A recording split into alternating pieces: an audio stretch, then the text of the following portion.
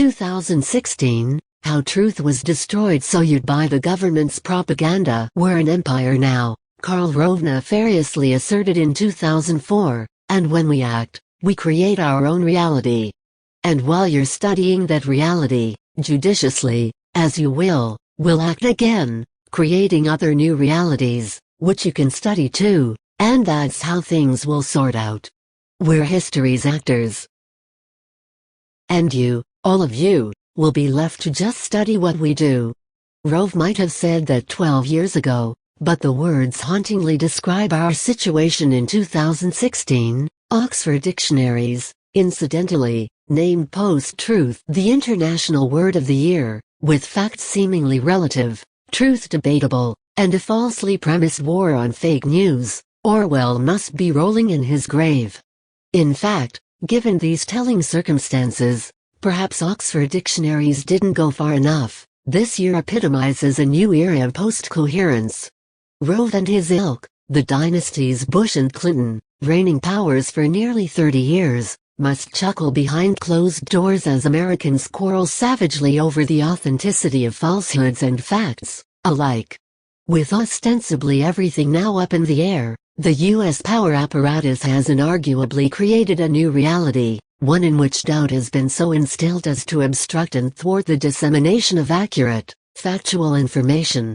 This purposeful manipulation of perception, in other words, does exactly what Rove and the aptly termed history's actors intend. It keeps the rest of us confused, and bitterly arguing over what's actually going on. Online communication facilitated this madness exponentially. It's doubtful such disorientation would have occurred decades ago, when social media didn't have critical influence.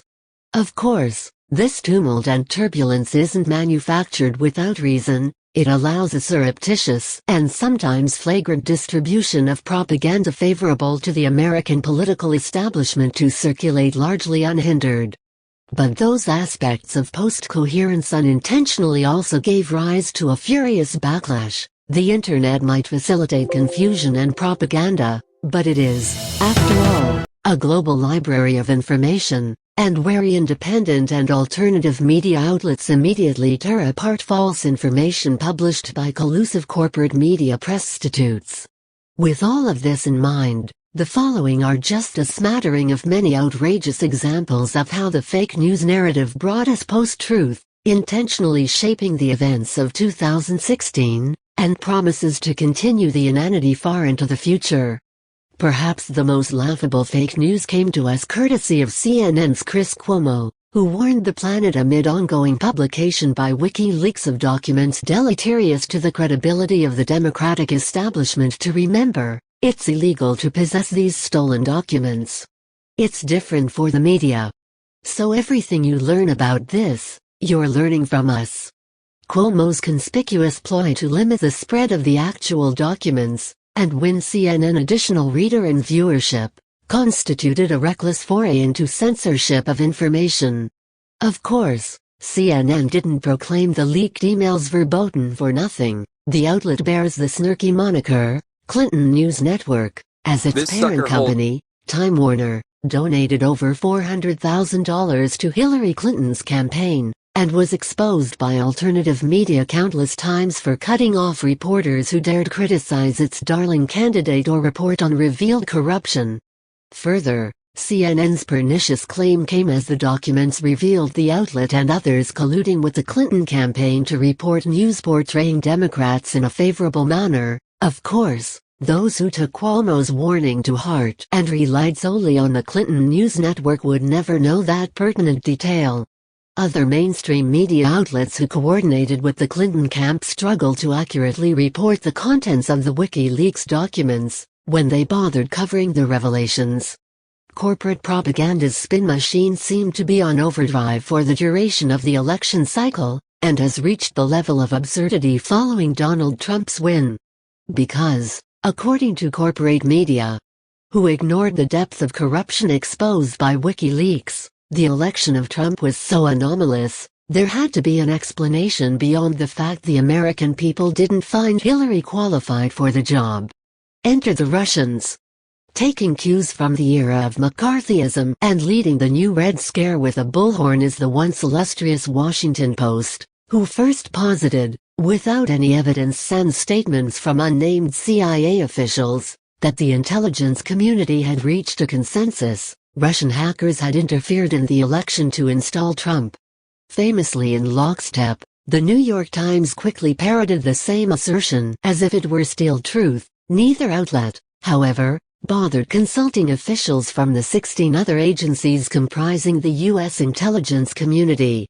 In actuality, no such consensus had been reached, not even inside the CIA.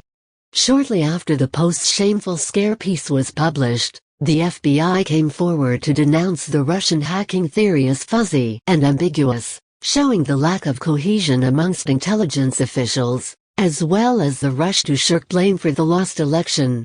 WikiLeaks, itself, the one organization with insider information, has vociferously and repeatedly denied their source hacked anything, is not Russian, and that the documents were leaked by an insider. Nonetheless, news of the report went viral and furthered current administration's agenda to both paint Russia as a villain and Trump as having somehow stolen the election.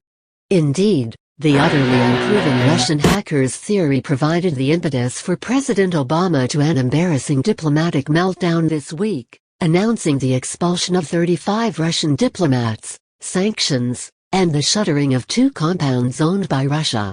While that move could have easily brought the 2 superpower nations yet closer to military conflict, Russian President Vladimir Putin allowed cooler heads to prevail, went against the fury of other officials, and announced there would be no diplomatic tit-for-tat. No United States diplomats would be expelled from Russia.